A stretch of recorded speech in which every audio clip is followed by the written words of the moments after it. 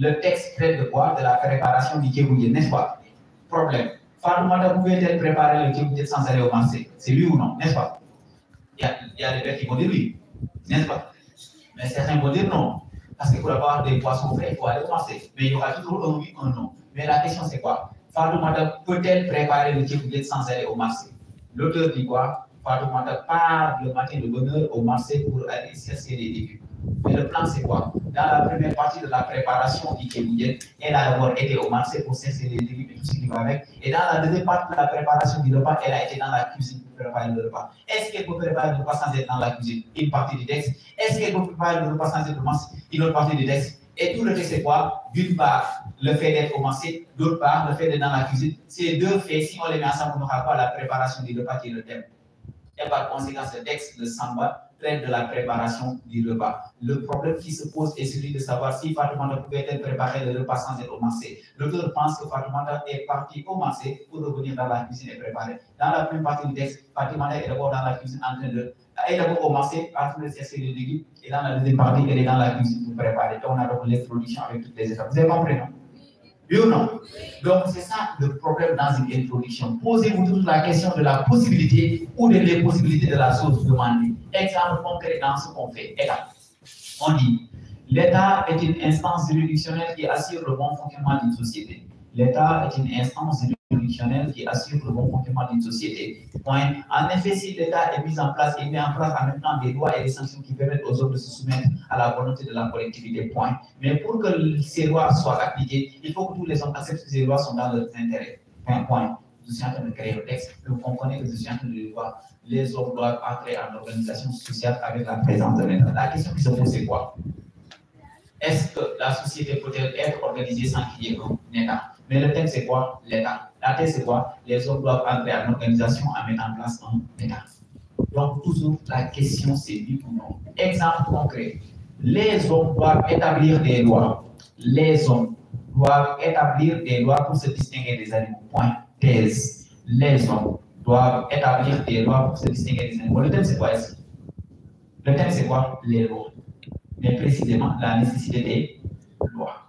Les hommes doivent établir des lois pour se distinguer des animaux. Le thème, c'est la nécessité des lois. N'est-ce pas? Le problème qui se pose, les hommes peuvent-ils se distinguer des animaux sans établir des lois?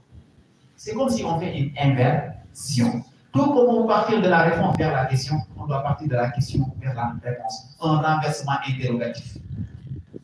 Bon, c'est une expression que je viens de créer. Un renversement interrogatif. On part d'une affirmation vers un renversement interrogatif. On rend l'affirmation, on nous dit transformer cette affirmation à l'interrogation la plus possible, mais l'interrogation, quand on doit y répondre par oui ou par non. La phrase dit, les hommes doivent établir des lois pour se distinguer des animaux. Question, les hommes peuvent-ils se distinguer des animaux sans les lois? C'est oui ou non. Donc, vous avez posé une question dialectique, interrogation totale. C'est ce qu'on appelle le problème. Est-ce que vous avez compris? Le problème, vous partez de l'affirmation vers l'interrogation la plus possible, mais cette interrogation-là, si vous la posez, posez-la de sorte que si vous devez y répondre, vous parvenez à dire oui ou non. Pourquoi? Parce que vous en avez besoin dans la discussion. Maintenant, développement. Le développement, c'est la partie la plus facile. Tous les textes qu'on vous donne en terminale jusqu'au bac cette année sont constitués de 2 parties seulement. Tous les textes qu'on vous donne. Pas 3 parties, pas 4, 2 parties. Tous les textes qu'on vous donne, même le 4, c'est 2 parties. 2 centres d'intérêt, mais en philosophie, on parle d'unité de sens. Unité de sens, c'est-à-dire des parties ou des idées qui ont un sens unique. Unité de sens. Tous les textes qu'on vous donne sont constitués de 2 parties, donc 2 idées principales. Mais ces 2 idées aussi, quelles qu'elles soient, elles dépendent d'une idée à la base qu'on appelle la thèse ou la position philosophique de l'auteur. Et cette thèse-là, elle peut être au début ou à la fin si vous avez justifié cela, n'est-ce pas? Maintenant, quand vous devez commenter un texte, d'abord, qu'est-ce qu'il faut faire? Il faut souligner les idées les plus essentielles en les distinguant des idées accessoires. Première chose à faire. Souligner les idées essentielles en les distinguant des idées accessoires. Qu'est-ce qu'une idée essentielle? Qu'est-ce qu'une idée accessoire? Prenez vos téléphones tout simplement. Si vous prenez vos téléphones, vous savez que le téléphone en tant que tel, c'est la thèse, c'est l'idée essentielle, mais un téléphone sans puce n'est pas un téléphone. Mais un téléphone sans crédit, la personne à qui ça appartient va toujours dire même mot. Est-ce que ça c'est un téléphone qui est bon? par conséquent, le téléphone en tant que tel est essentiel, la puce est